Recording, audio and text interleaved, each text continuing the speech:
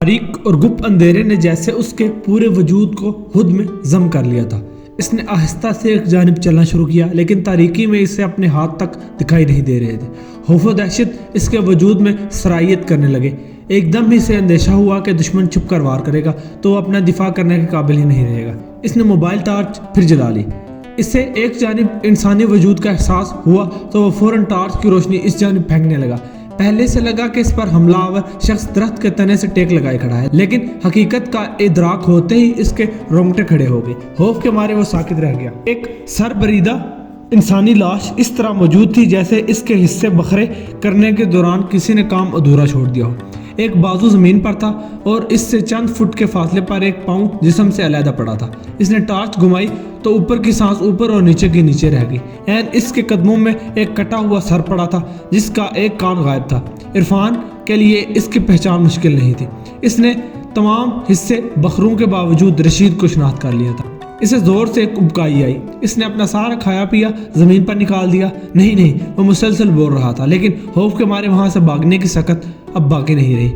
ٹوٹے اس نے ایک پھنکارتی ہوئی آواز اپنی پشت پر محسوس کی، لیکن پلٹ کر دیکھا تو وہاں کوئی نہیں تھا۔ ایسا لگتا تھا جیسے کوئی چھلاوا یا بھوت پریت تھا جو پورے جنگل میں گونجتا محسوس ہوتا تھا، لیکن دکھائی نہیں دیتا تھا۔ اس نے آخری بار بھاگنے کی کوشش کی، لیکن ایک باری وار اس کی کنپٹی پر پڑا تو وہ وہیں ڈیر ہو گیا۔ بوٹی کر دوں گا۔ آواز ایسی تھی جیسے کوئی گلے میں خرخرا رہا ہو۔ زبان تو عرفان کی سمجھ میں نہیں آئی، لیکن بات وہ سمجھ گیا۔ اس کے ساتھ وہی سلوک ہونے والا ہے جو رشید کے ساتھ ہوا تھا۔ ساتھ پر ایک اور چوٹ لگی اور وہ بے ہوش ہو گیا۔ دانیال اور سارا کمراٹ پولیس کو خاموشی سے کارروائی کرتا دیکھ رہے تھے۔ وہ دونوں پچھلا پورا دن شرنگل ٹاؤن کے مختلف علاقوں میں مجرموں کی تلاش میں بھٹکتے رہے، لیکن کوئی نتیجہ نہ نکلا۔ آج فجر کے بعد دلشاد کی کال آئی تو وہ وہاں سے روانہ ہوئے اور اب کمراٹ ویلی کے ایک علاقے میں تھے جہاں جنگل میں سے لاشیں اٹھائی جا رہی تھیں۔ پولیس والوں نے لاش نمبر 2 کا آخری حصہ ایک کنٹینر میں منتقل کیا اور اطمینان کا سانس لیا۔ بڑی دہشت ناک صورتحال تھی۔ انہیں یہ فیصلہ کرنے میں بڑی دشواری ہوئی کہ کون سا حصہ کس لاش کا ہے۔ سورج آسمان پر آ گیا تھا، لیکن گھنے جنگل میں اس کی روشنی چھن کر آ رہی تھی۔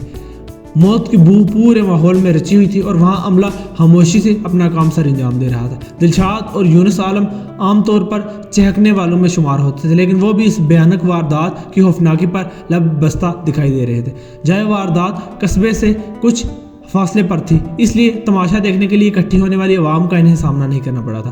پولیس کے عملہ نے اپنی کارروائی مکمل کر لی تو آخری نظر ڈالنے کے لیے ان کے انچارج انسپکٹر گلریز خان نے وہاں گھومنا شروع کر دیا۔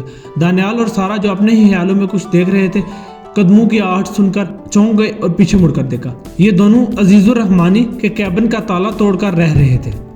انسپکٹر گلریز نے ان سے مخاطب ہوتے ہوئے کہا، ہمیں ان کے پاس سے ان کے آئی ڈی کارڈز مل گئے ہیں اور ان کی شناخت کو مشکل نہیں بہرحال ہو گئی ہے۔ یہ نیشنل میوزیم کے وہی ملازم ہیں جو وہاں واردات کے سلسلے میں مطلوب تھے۔ صحیح، دانیال نے رسان سے کہا۔ آپ کی فوری آمد کا شکریہ، انسپکٹر گلریز خان بولا، لیکن کیس کو ختم سمجھے۔ وہ کس طرح؟ دانیال کے کچھ کہنے سے قبل ہی سارا نے سوال کیا۔ ہمارے کانسٹیبل دلشاد نے ان کی جیپ کا سراغ لگا لیا تھا اور ڈھونڈتے ہوئے وہ کیبن تک پہنچ گیا۔ انسپکٹر نے دلشاد کو اشارہ کر کے اپنی جانب بلاتے ہوئے کہا جو ابھی تک ہاتھ میں برآمد شدہ بیگ لیے کھڑا تھا۔ اس نے وہاں کی تلاشی لی تو واش روم کی ٹینکی میں سے چوری کا مال برآمد ہو گیا۔ باقی عملہ اس کی اطلاع پر پہنچا اور مجرموں کی تلاش کی گئی تو ان 2 کٹی پٹی لاشوں سے واسطہ پڑ گیا۔ لیکن کیس کیسے ختم ہو گیا؟ سارا آپ بھی حیران تھی۔ 2 + 2 کریں تو نتیجہ آپ کے سامنے ہے۔ چوری کرنے والے اپنے دشمنوں کے ہاتھوں مارے گئے اور چوری شدہ مال ریکور ہو گیا ہے۔ انسپکٹر خان نے اپنی باری آواز میں سمجھایا، لیکن اس کے انداز سے کفر نمایاں تھی۔ دلچسپ تھیوری ہے۔ اب کی بار دانیال نے تبصرہ کیا۔ تھیوری نہیں ہے، یہی حقیقت ہے۔ انسپکٹر نے اس بار تقریباً منہ بناتے ہوئے جواب دیا۔ کیا یہی وہ مشہور زمانہ سکندر کا خنجر اور گڑیا کے زیورات ہیں جو چوری ہوئے تھے؟ دلشاد نے بیگ کی کھلی زیب میں جھانکتے ہوئے خنجر کو دیکھتے ہوئے سوال کیا جو کچھ دیر پہلے ہی ان کے قریب کیا گیا تھا۔ ہاں، دانیال نے ایک نظر ڈالتے ہوئے سر کی جنبش کے ساتھ تائید کی۔ انہوں نے لگتا ہے اپنے باس کے ساتھ دغا بازی کرنے کی غلطی کر ڈالی، انسپکٹر خان نے کہا تو دانیال مسکرا اٹھا۔ وہ سمجھ گیا کہ پولیس والوں کی آپسی معلومات کے تبادلے میں سپاری والا کے حوالے سے انفارمیشن انسپکٹر خان کے پاس پہنچ چکی ہے۔ شاید دانیال کے لہجے میں شک نمایاں تھا، لیکن سپاری والا کو اتنا تردد کرنے کی کیا ضرورت تھی؟ اس کے گرگے سینے میں 2 چٹانک سیسا انڈیل کر رشید اور عرفان کا کام تمام کر سکتے تھے۔ اس طرح لاشوں کو نشان عبرت بنانے کا کوئی فائدہ نہیں تھا۔ خاص طور پر اس ویرانے میں سب سے بڑی بات یہ تھی کہ جس چیز کے لیے یہ سارا فساد کھڑا کیا گیا تھا وہ واش روم کی ٹینکی میں موجود تھی۔ حالانکہ تلاش کرنے والوں کو سب سے پہلے وہی دیکھنا چاہیے تھا۔ دانیال یہ سب کچھ سوچ کر رہ گیا، لیکن زبان سے ادائیگی نہیں کی۔ वो इंस्पेक्टर खान के अदम ताउन रवैये से थोड़ा मुहतात हो गया था। पुलिस वालों ने लाशें बॉडी बैग्स में मुंतकिल कर दी और वहाँ से मिलने वाले सबूत भी मुख्तलिफ कंटेनर्स में डाल दिए। आज का दिन उनके लिए भी मेहनत तलब साबित हुआ था। स्टेशन चलते हैं, इंस्पेक्टर खान ने कहा। पेपर वर्क मुकम्मल हो जाए तो तमाम अहम सबूत और लूट का माल हम आपके हवाले कर देंगे। दानियाल वहाँ चंद लम्हों के लिए ठहरा।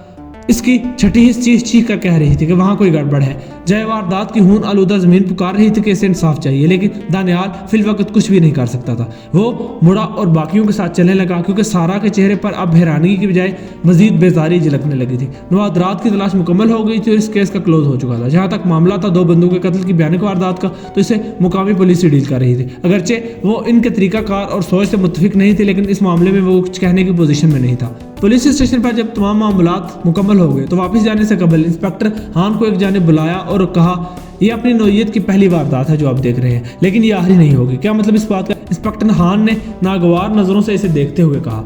जंगल में जो कुछ भी हुआ है इसका म्यूजियम चोरी से कोई लेना देना नहीं, दानियाल ने नरमी से कहा।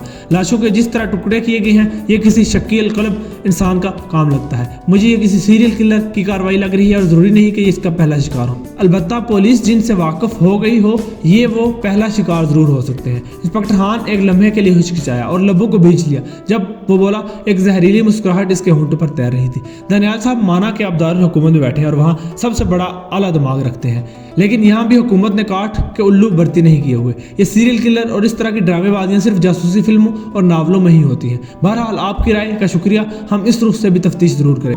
जिस दो टोक अंदाज में इंस्पेक्टर खान ने बात खत्म की थी, इसके बाद दानियाल के पास मजीद कुछ कहने के लिए रह नहीं गया था। फिर इसने जाने से कबल दिलशाद को बुलाकर इस मामले पर ब्रीफ करते हुए अपने तौर पर तफ्तीश जारी रखने का कहा। खाया पिया कुछ नहीं और ग्लास तोड़ा 12 ने। वो ड्राइविंग सीट पर बैठकर वहां से निकलने ही लगा था कि सारा ने तबसरा किया। इस केस में तो बिल्कुल भी हाथ पांव चलाने का मौका नहीं मिला। हा वो हंसा। ये पुराने जमाने के मुहावरे कहाँ से सीख लिए हैं? पढ़े लिखे लोग मुहावरे ही बोल लेते हैं। कभी तुम भी कोई किताब वगैरह पढ़ लिया करो। सारा तंग आकर बोली। केस कुछ हल किए बगैर हल हो जाने की वजह से इसका मूड ऑफ था। अब कत्ल के हवाले से हमारा क्या रोल होगा?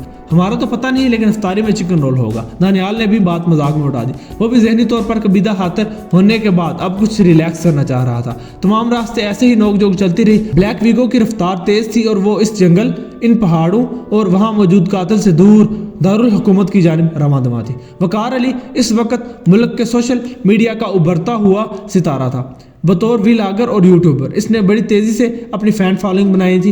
वो कराची के ऐसे गोशों पर जाकर वीडियो शूट करता था जहां और कोई भी नहीं जाता था, और यही इसके मकबूल होने की वजह बनी थी। आजकल वो एक्सप्लोर पाकिस्तान के नाम से एक वीडियो सीरीज़ बना रहा था, जिसके सिलसिले में वो मुल्क के इन गोशों में जा रहा था जहां अमूमन सियाहों का रश नहीं होता। इसने पूरा रमज़ान ही तकरीबन इन पहाड़ों के बीच गुजार दिया था। आखिरी अशरा भी खत्म होने वाला था और आज शूट के बाद इसका वापस रवाना होने का इरादा था। एक केस के सिलसिले में इसने जो CTF के कारकुनान की मदद की थी, इसके हवाले से भी एक वीडियो लॉग बनाया था, लेकिन वो वीडियो से पोस्ट करने की इजाज़त नहीं मिली थी। बहरहाल इशारों के नाइयों में इसने एक वीडियो में फिर भी ये बता दिया था कि इसने कानून नाफिज करने वाले इदारे की मदद की थी, क्योंकि इसके पास मुजरिमों की फुटेज मौजूद थी।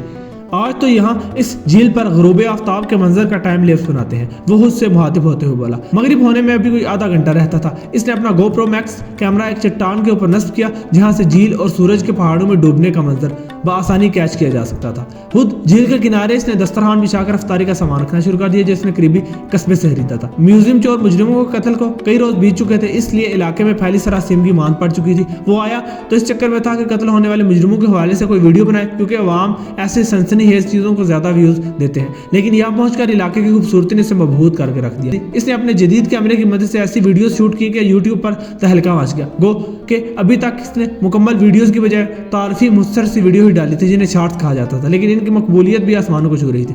रोजा अफ्तार करने के बाद वकार ने नमाज अदा की और अब दस्तरखान पर बिछी हुई चीजों से इंसाफ करने लगा। मौत का एक वक्त मुतय्यन है और इससे फरार मुमकिन ही नहीं। ये 5 स्टार होटल के कमरे में भी आ जाती है और दुनिया के खूबसूरत तरीन झील के किनारे पकौड़े खाते हुए भी आ जाती है। वो भी नहीं जान पाया कि ये इसकी जिंदगी का आखिरी खाना है। सर पर लगने वाली चोट इतनी भरपूर थी कि इसकी हलक से चीख भी भरपूर तरीके से ना निकल सकी। अचानक होने वाले वार ने संभलने का मौका ही ना दिया और वो वहीं घास पर चित हो गया। इसके सर से बल बल कर खून निकलने लगा और दस्तरखान और जमीन को सुर्ख करने लगा। टोटे टोटे टोटे टोटे सफ़ेद लिबादे में कोई वजूद था जो खरखराते हुए बोल रहा था। ये इसकी ज़िंदगी के आखिरी अल्फाज थे जो उसने सुने थे और इसकी रूह कफ से अंसरी से परवाज कर गई थी। कातिल ने इसे अकेला समझकर वार किया था। वो नहीं जानता था कि वहाँ वकार के अलावा कोई और भी इसे न सिर्फ देख रहा है बल्कि इसकी एक एक हरकत को रिकॉर्ड भी कर रहा है। میرے خیال میں اب کیس کلوز کر دینا چاہیے، نازیہ کرمانی نے ساتھ بیٹھے دانیال اور سارا سے مخاطب ہوتے ہوئے کہا۔ میوزیم سے لوٹا ہوا مال میوزیم واپس پہنچ چکا ہے، اس کی انتظامیہ باضابطہ طور پر شکریہ بھی ادا کر چکی ہے۔ جہاں تک مقتولین کا سوال ہے تو مقامی پولیس نے اسے گروہ میں پھوٹ پڑنے کا شاہسانہ قرار دے دیا ہے، اور تمہارا سیریل کلر والا آئیڈیا ابھی تک صرف آئیڈیا ہی ہے۔ عید کی چھٹیاں گزار کر آنے کے بعد یہ ان کا آفس کا پہلا دن تھا۔ رمضان میں ہونے والے تمام کیسز نازیہ دیکھ کر فیصلہ کر چکی تھی کہ کس کو کلوز کیا جائے اور کس پر ابھی مزید توانائیاں صرف کی جائے۔ اگرچہ آج کا دن وہ عید ملن کے طور پر ہی منا رہے تھے اور سب تیار ہو کر آئے تھے، لیکن نازیہ نے دن کا وقت ضائع کرنا مناسب نہ سمجھا اور اپنے آفس میں دانیال اور سارا کی میٹنگ طلب کر لی، کیونکہ ان کا کیس ہی سب سے زیادہ ہائی پروفائل رہا تھا۔ کچھ اور صبر نہیں ہو سکتا۔ دانیال کے لہجے میں بے چینی تھی۔ سپاری والا ابھی اتنا گینگسٹر نہیں بنا کہ لاہور میں بیٹھ کر وہ کمراٹ میں کارروائی کر سکے۔ تم چاہو تو اپنے آئیڈیا پر مزید کام کرنے جا سکتے ہو۔ نازیہ کی مسکراہٹ ایک لمحے کے لیے غائب ہوئی، پھر اس نے سر کو ہلاتے ہوئے کہا، تو اس کے کانوں کے بندے بھی لہرانے لگے، لیکن کم از کم میں سارا کو اس کیس سے فری کر رہی ہوں تاکہ کوئی اور معاملہ ہو تو وہ سنبھال سکے۔ کیا کوئی اور کیس موجود ہے؟ سارا نے فوراً چہک کر کہا۔ فاروق ابھی تک غائب ہے، کیا مجھے اس کے ساتھ کام کرنا ہوگا؟ سرخ لباس اور لاجواب میک اپ کے ساتھ آج وہ کھلے بالوں کا فیشن کر کے آئی۔ سائڈ سے مانگ نکالنے کے بعد اس کے ریشمی بال میں سنہری چمک جھلک دکھا رہی تھی۔ سنہری آویزوں نے اس کے حسن کو چار چاند لگا دیے تھے، اوپر سے اس کی مسکراہٹ غضب ڈال رہی تھی۔ آج کی ساری تیاری اس نے دانیال کے لیے کی تھی کہ اگر وہ اس کے بارے میں کوئی جذبات رکھتا ہے تو اظہار کر ہی دے۔ دانیال کے کئی بار اس کا جائزہ لینے کو اس نے اپنی کامیابی قرار دیا تھا۔ نہیں، نازیہ نے جواب دیا، وہ ابھی تک آئی بی والوں کے ساتھ مصروف ہے، تمہارے ذمہ ایک اور کام لگانا ہے۔ کیا کام؟ سارا نے چمکتی آنکھوں کے ساتھ سوال کیا۔ کچھ منشیات فروشوں کے گروہ ایکٹیو ہو رہے ہیں اور اب کی بار وہ یونیورسٹی اور کالجز کی لڑکیوں کو ٹارگٹ کر رہے ہیں۔ نازیہ نے اپنی میز کے دراز سے فائل نکالی اور سارا کے حوالے کرتے ہوئے کہا، امید ہے کہ تم اس معاملے میں بھرپور کارکردگی دکھاؤ گے۔ ضرور میڈم، سارا نے خوش دلی سے کہا اور اٹھ کھڑی ہوئی۔ میں آج ہی اس پر کام شروع کر دیتی ہوں، آج کا دن انجوائے کرو۔ نازیہ کے چہرے پر مسکراہٹ تھی، لیکن اس کا باوقار انداز برقرار تھا۔ کل سے کام شروع کرنا، آج کا کام کل یا پرسوں پر کیوں چھوڑوں؟ سارا بھی کام ملنے کے بعد بالکل بھی نچلی نہیں بیٹھتی تھی، اس لیے اجازت لے کر نازیہ کے آفس سے چلی گئی، جبکہ دانیال وہیں بیٹھا رہا۔ کیس کے حوالے سے کوئی بات کرنی تھی؟ نازیہ نے سر جھکائے بیٹھے دانیال کو بغور دیکھتے ہوئے کہا، جو کچھ کہنا چاہ رہا تھا، لیکن ہر تھوڑی دیر بعد مٹھیاں بھینچ کر خاموش رہ جاتا تھا۔ نہیں، دانیال نے سر اٹھا کر کہا، کچھ پرسنل بات کرنی ہے۔ سارا کے حوالے سے؟ نازیہ نے ایک ابرو اٹھاتے ہوئے پوچھا اور دانیال کا جواب سنے بغیر ہی بول پڑی، اچھی لڑکی ہے، تمہیں پسند بھی کرتی ہے، فیملی بھی اچھی ہے، ینگ لڑکی ہے، خوبصورت بھی ہے، تمہارے ساتھ اس کی جوڑی جچے گی۔ سب سے بڑی بات، تمہاری کولیگ ہے تو آفس سے گھر دیر سے آنے جانے والی چک بھی نہیں سننی پڑے گی۔ ایک تو تم خواتین، دانیال نے ماتھے پر ہاتھ مارتے ہوئے کہا، شادی کے علاوہ کہیں سوچ نہیں جاتی تم لوگوں کی۔ دانیال اکیلے میں ہمیشہ نازیہ کو تم کہہ کر ہی مخاطب کرتا تھا۔ ان کا ورک ریلیشن ایسا تھا، لیکن بے تکلفی اپنی جگہ موجود تھی۔ ایک لمبے عرصے سے وہ گلفام کے ساتھ نازیہ کرمانی کا بہت اچھا دوست رہا تھا۔ عمر اور عہدے میں اس سے بڑی ہونے کے باوجود وہ دل میں اس کے لیے پسندیدگی کے جذبات رکھتا تھا، اور شاید یہی وجہ تھی کہ اس نے ابھی تک سارا کی پسندیدگی کا مثبت جواب نہیں دیا تھا۔ البتہ نازیہ ابھی تک اپنی زندگی کے معاملات میں بالکل واضح تھی۔ بیوہ ہونے کے باوجود وہ جوان اور بے انتہا خوبصورت تھی۔ ایک پورے محکمے کی انچارج ہونے کی وجہ سے اس کی شخصیت میں کشش ویسے ہی کئی گنا بڑھ گئی تھی۔ اس نے اپنے بیٹے شہرام کی پیدائش کے بعد جب آفس جوائن کیا تو کئی لوگوں نے اس میں دلچسپی کا اظہار کیا۔ میری گلفام سے محبت ایسی نہیں تھی کہ اس کی موت کے بعد ختم ہو جاتی۔ ویسے بھی میں کسی شہید کی بیوہ کے نام سے جانی جاؤں تو مجھے فخر ہوگا، بجائے اس کے کہ میں کسی کی بیوی کہلاؤں۔ یہ کہہ کر اس نے نہ صرف دانیال بلکہ کئی دیگر لوگوں کی پیش قدمی کو روک دیا۔ فی الحال اس کی دنیا اس کا بیٹا شہرام ہی تھا، جس میں وہ کسی قسم کی مداخلت نہیں چاہتی تھی۔ پھر کیا پرسنل بات کرنی ہے؟ نازیہ کے ماتھے پر ایک تیوری ابھری، کمراٹ ویلی کے نام سے۔ بات کے شروع ہی میں وہ اپنی کرسی پر سمٹ کر رہ گئی۔ ایک تو تم ہائف ہو جاتی ہو، یہ ابھی میں نے ذکر کیا اور تمہارا رد عمل سامنے آ گیا۔ میں بس یہی کہنا چاہ رہا ہوں کہ اس حوالے سے اپنے خوف کا سامنا کرو۔ کیا یہ اتنا واضح ہوتا ہے؟ کچھ وقفے کے بعد وہ گویا ہوئی۔ یس، کیس کی رپورٹ دینے کے بعد میں نے فون پر جب اطلاع دی تو تمہارے رویے کی تبدیلی کو سارا نے بھی نوٹس کر لیا تھا، حالانکہ وہ صرف فون پر تمہاری آواز سن رہی تھی۔ دانیال بولا، تمہیں گلفام کے حوالے سے اگر کوئی ڈر ہے تو اس کا مقابلہ کرو۔ کمراٹ کا نام سن کر ایسے سہم جانا مناسب نہیں ہے۔ اپنی پوزیشن کا نہ صحیح تو کم از کم شہرام کا ہی سوچو، یہ نہ ہو کل کو اسی خوف کی وجہ سے اس کو بھی نہ بتا سکو کہ اس کا باپ راہ حق میں شہید ہوا تھا۔ دانیال کی تقریر جاری رہتی، لیکن اسی اسنا میں اس کے موبائل فون کی کالنگ ٹون بجنے لگی۔ وہ معذرت کر کے کال اٹینڈ کرنے آفس سے باہر چلا گیا، جبکہ نازیہ اس کی باتوں پر غور کرنے لگی۔ یہ حقیقت تھی کہ جب بھی کمراٹ کا نام آتا تو وہ ایک انجانے خوف میں مبتلا ہو جاتی۔ گلفام کی موت جیسے بھی حالات میں ہوئی تھی، اب اسے گزرے بہت وقت بیت چکا تھا۔ میرا حادثہ صحیح ثابت ہوا، دانیال نے واپس آ کر کہا تو وہ اپنے ہی حالات کی رو میں بہہ رہی تھی، چونک اٹھی۔ مطلب؟ دانیال نے وقار علی کا تعارف کرواتے ہوئے نازیہ کو بتایا کہ اس نے کیس میں کس طرح مدد کی تھی۔ ہاں، تو اب کیا ہوا اسے؟ نازیہ نے استفسار کیا۔ دلشاد کی کال آئی ہے، وقار کمراٹ ویلی میں کہیں غائب ہو گیا ہے، اس کا سامان جھیل کے کنارے پڑا ملا ہے لیکن خود لاپتہ ہے۔ سب یہی سمجھ رہے ہیں کہ وہ عید سے قبل اپنا کام ختم کر کے کراچی جا چکا ہے، لیکن وہاں اب اس کے گھر والے تشویش کا شکار ہے۔ اس بیوقوف کو میں نے پہلے ہی مجرموں کے حوالے سے ویڈیو پوسٹ کرنے سے منع کر رکھا تھا، اب مجھے ڈر ہے کہ وہ کہیں اس سیریل کلر کے ہتھے نہ چڑھ گیا ہو۔ پھر اب کیا پلان ہے؟ نازیہ نے پوچھا۔ میں گاڑی لے کر نکلتا ہوں، کل وہاں پہنچ کر رپورٹ کروں گا، دانیال نے جواب دیا۔ اگر کل کی بجائے آج وہاں پہنچا جائے تو؟ نازیہ نے پوچھا۔ میں سمجھا نہیں۔ وہ بولا اگر ہم گاڑی کی بجائے ہیلی کاپٹر لے جائے تو؟ نازیہ تم کی بجائے ہم کہا تھا اور بات دانیال کی سمجھ میں آ گئی۔ یہ تو سونے پر سہاگا ہو جائے گا، دانیال مسکرایا۔ اگر ہم جائیں گے تو کیس چٹکیوں میں حل ہو جائے گا، تیاری کرو اور ایئر بیس پر کہلوا دو، ہم 2 گھنٹے میں نکلنے والے ہیں۔ نازیہ آرڈر دے کر نکلی تو جوش سے اس کا چہرہ تمتما رہا تھا، وہ اپنے خوف کا سامنا کرنے کے لیے تیار تھی۔ ابھی خود کمراٹ جا کر اور بات کے لیے وہ طے کر چکی تھی کہ اگر کسی سائیکیٹرسٹ کی مدد بھی لینی پڑی تو وہ اپنی اس کمزوری کو دور کرنے کی پوری دل و جان سے کوشش کرے گی۔ گل میں نے اپنے نام کی طرح نرم و نازک تھی، کسی گلاب کی پنکھڑی جیسی رنگت کی مالک اور ویسی ہی حساس۔ اس کی زندگی باپ سے شروع ہوئی تھی اور بھائی پر ختم ہو جاتی تھی۔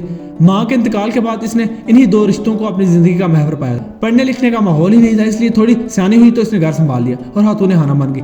ان کی پسند کے کھانے بنانا، ان کے لیے گھر کو سجانا اس کے زندگی کے معمولات میں شامل تھا۔ ایک تبدیلی اس وقت آئی جب اس کی نسبت دلشاد کے ساتھ طے پا گئی۔ دل کی کلی اب کسی اور کا نام سن کر کھلنے لگی تھی۔ بہت جلد اس کا بیاہ ہونے والا تھا کہ وہ حادثہ پیش آ گیا جس کا کسی نے سوچا بھی نہ تھا۔ اس علاقے میں جرم کا نام و نشان نہیں تھا، کسی کی عزت اپنے گھر کی عزت کے برابر سمجھی جاتی تھی۔ وہ بھی اس خوبصورت ماحول کی عادی تھی اور اکثر جھیل پر چلی جاتی تھی۔ ایک سپہر وہ جھیل پر وقت گزاری کے بعد واپس آ رہی تھی، ایک سیاح نے اسے اکیلا پا کر رون ڈالا۔ وہ بڑا چیخ چلائی لیکن جنگل میں جنگلی حیات کے سوا اس کی کوئی پکار سننے والا نہ تھا۔ حالا نے اسے گھر کے بہت سے معاملات سکھائے تھے لیکن بن ماں کی 16-17 سالی گل میں نے بشری تقاضوں کی اس باریکیوں سے واقف نہ تھی۔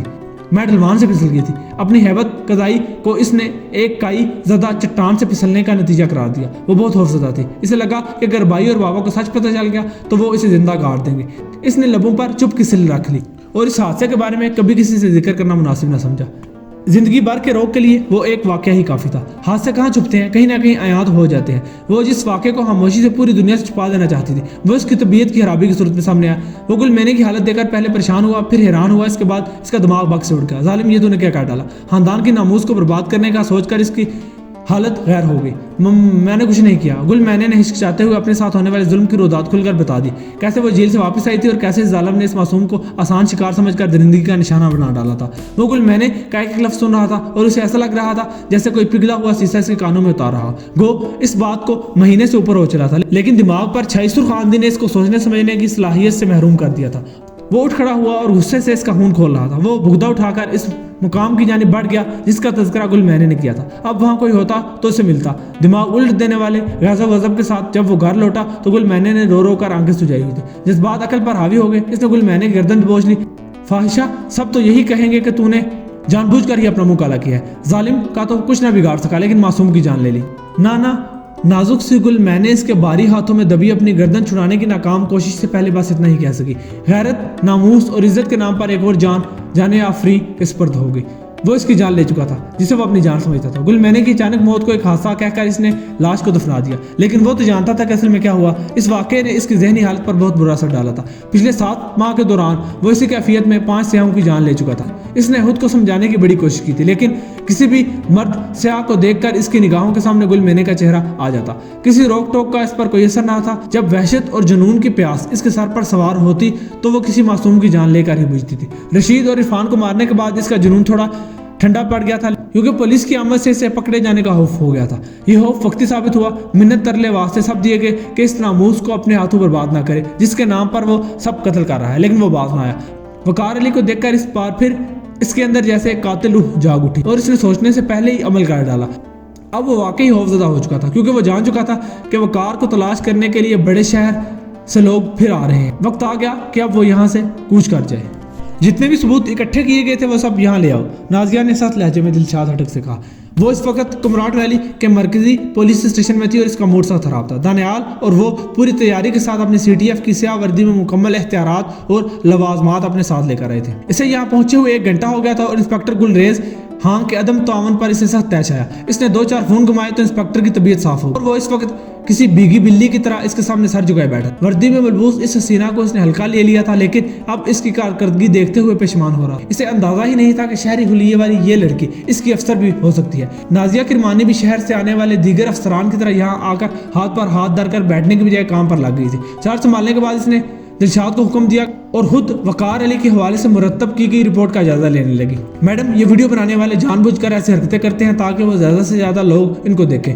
انسپیکٹر خان نے بے رحمانہ تبصرہ کیا. ابتدائی رپورٹ کے مطابق ابھی تک اس کا کیمرہ اور کھانے پینے کی چیزیں وہیں موجود ہیں اور وہ خود جان بوجھ کر غائب ہوا ہے. نازیہ نے رپورٹ دیکھ کر تلخی سے کہا، کام چوری کی حد ہوتی ہے، کم از کم اسی چیز پر ہی تحقیق کر لیتے کہ وہاں گھاس پر خون کے نشانات کیوں تھے. انسپیکٹر خان خاموش ہو کر رہ گیا. وہ اس معاملے میں مجرمانہ غفلت کا شکار ہوا تھا. دلشاد نے جب اسے رپورٹ پیش کی تھی تو وہ چاند رات تھی. اس نے کام عید کی چھٹیوں کے بعد پر ٹال دیا تھا اور فائل دیکھنے تک کی زحمت نہ کی. یہ کیمرہ اس وقت مارکیٹ میں 2 لاکھ سے اوپر کا ہے. نازیہ نے ایویڈنس باکس کا جائزہ لیتے ہوئے کہا جو دلشاد لے کر آیا تھا اور دانیال کے ساتھ مل کر اس میں سے چیزیں باہر نکال کر میز پر رکھ رہا تھا. کوئی بھی اسے ایسے چھوڑ کر ویوز کے چکر میں لاپتہ ہونے کی ایکٹنگ نہیں کرے گا. اس کے جوتے بھی ہیں. دانیال نے اپنے پلاسٹک گلوز پہنے ہاتھ سے ایک برانڈڈ جوتا باکس میں سے اٹھاتے ہوئے کہا، اور یہ دوسرے جوتے پر خون کے نشانات بھی ہیں. دلشاد بولا، یقیناً وہ اپنے جوتے بھی اس لیے چھوڑ گیا ہوگا تاکہ زیادہ سے زیادہ ویوز آئیں. نازیہ نے طے شدہ انداز میں انسپیکٹر کی طرف دیکھتے ہوئے کہا. انسپیکٹر خان نازیہ کی باتوں پر شرمندہ سا تھا، لیکن اس نے ہونہوار نظروں سے دلشاد کو دیکھا. اپنی کوتاہی اور بے پرواہی کی بجائے اسے اس بات پر غصہ تھا کہ اس نے بہتر کارکردگی دکھا کر اس کی سبکی کرا دی ہے. کیمرے میں کوئی ریکارڈنگ ہے تو وہ چیک کرو. نازیہ نے باقی چیزوں پر توجہ دیتے ہوئے دانیال سے کہا. چارجنگ نہیں ہے اس کی. دانیال نے فوراً جواب دیا. تو چارجنگ کراؤ. نازیہ نے تیوری چڑھاتے ہوئے کہا. وہ باقی سب کے سامنے کم از کم دانیال سے ایسے بے وقوفانہ جواب کی توقع نہیں کر سکتی تھی. Yes madam. دانیال بھی نادم سا ہو کر رہ گیا. چارجنگ شروع ہونے کے ساتھ ہی نازیہ نے کیمرہ آن کر دیا اور آخری ویڈیو کی ریکارڈنگ دیکھنے لگی. سورج ڈوبنے کے خوبصورت منظر کے کچھ ہی دیر بعد وقار علی کے بہیمانہ قتل کی ویڈیو شروع ہو گئی. اس کے چہرے پر تعصب اور ناگواری کے تاثرات بیک وقت نمایاں ہوئے.